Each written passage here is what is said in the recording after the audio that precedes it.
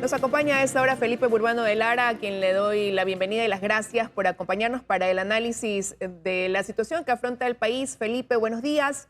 ¿Hay alguna salida? Y lo pregunto porque se viene sosteniendo de ambos lados esta posición de estamos prestos a un diálogo.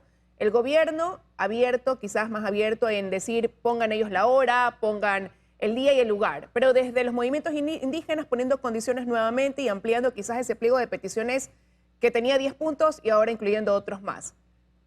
¿Cómo salir de esta situación? ¿Usted ve algún camino realmente viable? Buenos días, Liz.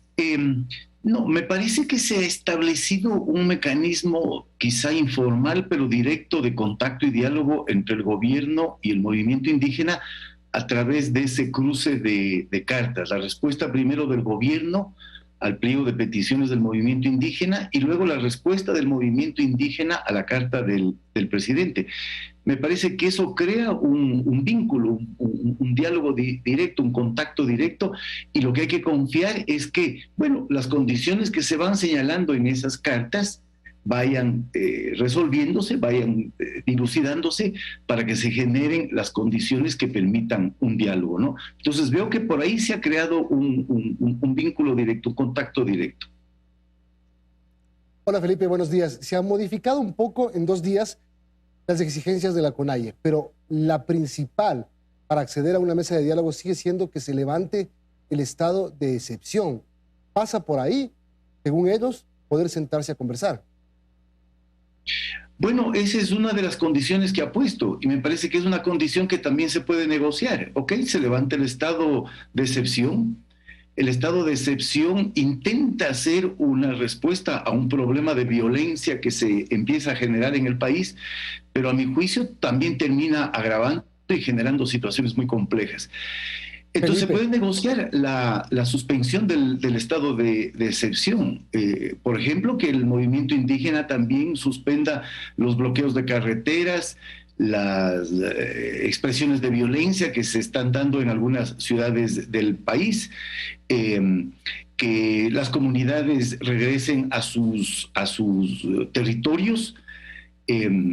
Digamos, ahí hay un punto que también se puede negociar, ¿no? o sea, una contrapropuesta. Yo levanto el estado de excepción, tú levantas los Una bloqueos. contrapropuesta que impida que este canal de diálogo directo a través de cartas se rompa y que más bien pueda ir avanzando. Entonces yo creo que todos los puntos se pueden negociar y se pueden transar para generar las condiciones que requiere el diálogo y que me parece que va a ser un diálogo largo, ¿no? Si es que se entabla.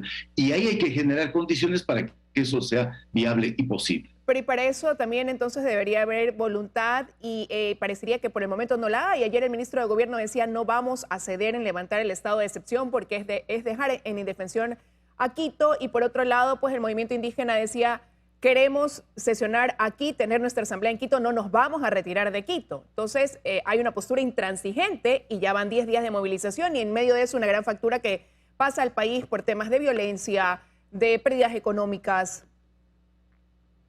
No, el país está cansado, el país está con temor, el país está bloqueado, el país está paralizado, la situación es dramática. Entonces, creo que hay que encontrar la viabilidad para que ese punto de encuentro que se ha generado no se rompa y pueda más bien profundizarse. El movimiento indígena también tendría que dar unas ciertas garantías, ¿no es cierto?, de que su movilización va a detenerse, que los bloqueos van a digamos, que los bloqueos van a levantarse para permitir cierta movilidad del país, que recupere una cierta normalidad.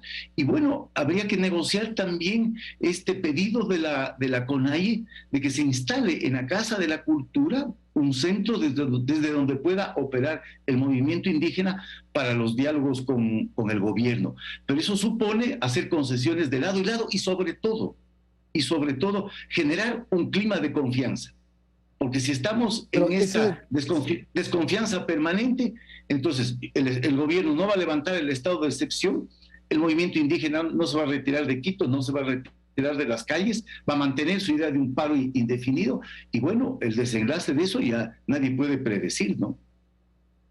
Ahora, ese es el problema, que nadie confía en nadie. El gobierno no confía en la CONAIE no confía en el presidente, y ese es el gran problema. Si yo te doy la Casa de la Cultura para que sesiones, la confianza ¿qué tiene que confianza puede...? Sí. No, solo termino, perdón, Felipe. Si yo te doy la Casa de la Cultura, ¿qué garantía tengo de que no se repita el octubre 19? Bueno, esas garantías tienen que lograrse a través de un acuerdo. ¿Sí? O sea, un acuerdo que implique, bueno, vamos a retirar nuestras bases, vamos a desmovilizar nuestras bases, pero queda instalado aquí un espacio de negociación política alrededor de estas formas de participación y de liberación que plantean los indígenas y que operan alrededor del movimiento indígena, y que le dé confianza al movimiento indígena de que este diálogo que se pueda entablar con el gobierno va a tener características distintas, pero asimismo el gobierno no puede instalar un diálogo en esas condiciones si es que no hay un cambio de posición y de postura de la CONAIE. Entonces aquí hay un reconocimiento mutuo primero de las dos partes en conflicto, una voluntad de hacer concesiones, y esa voluntad de hacer concesiones a partir de este punto de encuentro que se ha generado y que hay que cuidar mucho, restablecer una cierta confianza. Sin eso, y para lograr la confianza hay que dar pasos adelante. No nos podemos quedar en las posturas actuales, ¿no? Porque de lo contrario, como digo, esto no tendrá un final que nadie puede predecir, ¿no? Sí, y ya para ir concluyendo, Felipe, una pregunta más. ¿Qué lectura hace usted de frases que se han dicho? Por ejemplo, el ministro de Gobierno diciendo esperamos una respuesta porque el tiempo se le agota, y señalando a Leonidas Giza. Y por otro lado, Leonidas Giza diciendo sin los 10 puntos no nos vamos a ir.